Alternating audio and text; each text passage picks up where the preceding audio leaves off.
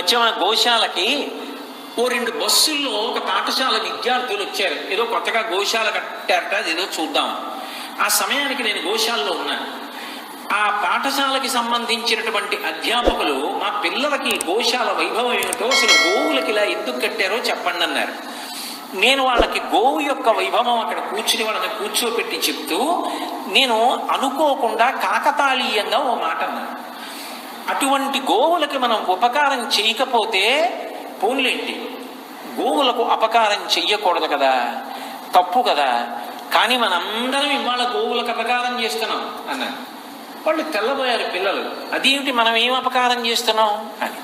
మనకంటే చేతులు ఉన్నాయి, ఆవుకి చేతులు లేవుగా. మనం తరిగేసినటువంటి కాయగూరల్లో ముచికలు, కాయ యొక్క చివరి భాగం, ఆకుకూరలో అడుగున ఉండిపోయిన వేళ్ళు ప్లాస్టిక్ కవర్లో ముడి వేసేసి వీధిలో పడేస్తాం. దానికి చేతులు లేవుగా, పాపం గబగబా తినాలి, లేకపోతే ఏ కుక్క మీద పడుతుందో. అది నోటితోటి కవరు వీడకపోతే ఆ ప్లాస్టిక్ కవర్తో తినేస్తోంది. నేను ఒక వెబ్సైట్లో చూసా, ఒక గోవు బాధపడుతుంటే దాని కడుపుకి కన్నం పెట్టి ఆపరేషన్ చేసి తీస్తే లోపల కుళ్ళిపోయి మగ్గకుండా 56 కిలోల ప్లాస్టిక్ కవర్లు బయటకు వచ్చాయి. నేను పిల్లలతో అన్నాను, పూర్వం మా చిన్నతనంలో మా నాన్నగారి వెంట కాయగూరలకు వెడితే ఒక చేతి సంచి పట్టుకెళ్లేవాళ్ళం. ఒక్క చేతి సంచి మర్చిపోయిన కారణం చేత ఇన్ని జీవులు చచ్చిపోతున్నాయి. లోకానికి ఇంత మహా అపకారం జరుగుతోంది, భూమి నాశనం అయిపోతోంది. ఒక్క చేతి సంచి పట్టుకెళ్ళలేమా లోకం కోసం? ఏమీ చేయక్కర్లేదు లోకానికి, నువ్వేమీ పెద్ద ఉద్ధరణ చెయ్యక్కర్లా. చేతి సంచి వాడి ప్లాస్టిక్ కవర్ మాది. ఎక్కడికన్నా వెళితే చేతి సంచి పట్టుకెళ్ళేవు, ప్లాస్టిక్ కవర్లో తీసుకోకు, ప్లాస్టిక్ కవర్తో ఇవ్వకు ఎవరికి అని ఒక నియమం చేసుకుంటా అనలేవా? ఆవులు చచ్చిపోవా అని అడిగాను. నేను ఏదో అన్నాను అంతే అనుకున్నాను. నేను విచిత్రం ఏంటంటే ఆ పిల్లలు స్కూల్కి వెళ్ళి వాళ్ళ అధ్యాపకులను అడిగారు, ఏమండి మేము గోశాలకు ఎడితే ఆయన ఆవు అంత గొప్పదని చెప్పారు కదా, మేమందరం రోజు పాఠశాలకు వచ్చేటప్పుడు ప్లాస్టిక్ కవర్లో తేకుండా కాగితంలో పొట్లం కట్టి మా అమ్మగారు తరిగిన కాయగూరకి సంబంధించిన శేషం పనికిరాని ముక్కలు తెస్తాం, ఇక్కడ డబ్బాలో పోస్తాం, మీరు పట్టుకెళ్ళి గోశాలకు ఇస్తారా, ఆవులు తింటాయి, అవి మమ్మల్ని రక్షిస్తాయని అడిగారు. ఆయన తెల్లబోయాడు.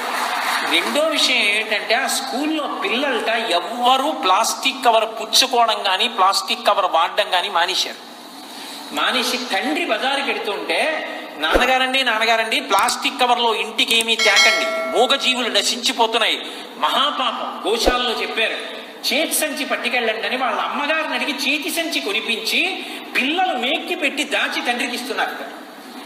నేను అబ్బురపడిపోయాను. వాళ్ళు నన్ను అడిగారు వచ్చి, అయ్యా మీరు డబ్బాలు ఇస్తే మేము మా స్కూల్లో పెట్టి పిల్లలందరూ కాగితంలో పొట్లం కట్టి తెచ్చిన కాయగూర ముక్కలు గోశాలకు పంపిస్తామని. నేను ఆనంద భాష్పాలు కార్చా. నాకు కావలసింది ఇది, గోశాల కాదు కావలసింది, గో సంరక్షణ ఉద్యమం కావాలి, దానికి పిల్లల్లో కూడా ఈ పెనుమార్పు కావాలి. తప్పకుండా డబ్బా పెట్టి మేమే తెచ్చుకుంటాం ఆ కాయగూరల ముక్కలు చెప్పాను. ఇప్పుడు నాకు ఒక్క మాట చెప్పండి, ఉదాహరణ మీతో ఎందుకు చెప్పానంటే, నేను యథాలాపంగా గోశాలలో ఉన్నాను, పిల్లలు వచ్చారు, ఏదో చెప్పండి అంటే చెప్పాలి కదా అని అక్కడ కూర్చుని 4 మాటలు చెప్పాను.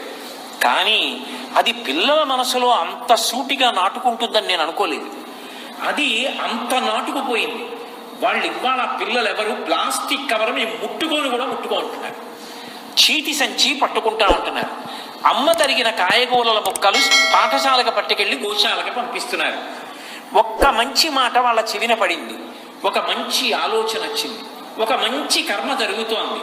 అది ఇవాళ నా ప్రవచనంలోకి వచ్చింది. అది రాబో కాలంలో ఎంతమందికి మార్గదర్శనం అవుతుందో ఎవరికి తెలుస్తూ, అలా ఎంతమందిలో మార్పుకి కారణమవుతుందో. కాబట్టి ఒక మంచి విషయాన్ని ఆలంబనంగా ఇవ్వడం లోపల ఉండేటటువంటి శత్రువుల్ని పరిమార్చడానికి కారణమవుతుంది.